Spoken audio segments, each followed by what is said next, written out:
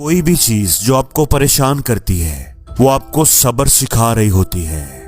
وہ کوئی بھی جو آپ کا ساتھ چھوڑ دیتا ہے وہ آپ کو سکھا رہا ہے کہ آپ نے خود پر بھروسہ کیسے کرنا ہے.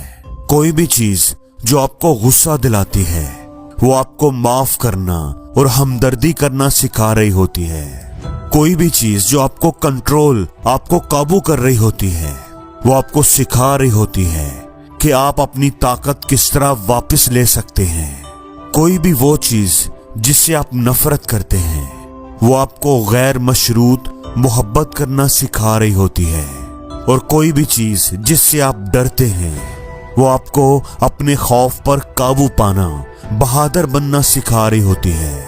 زندگی میں ہر چیز آپ کو کچھ نہ کچھ سکھا رہی ہوتی ہے.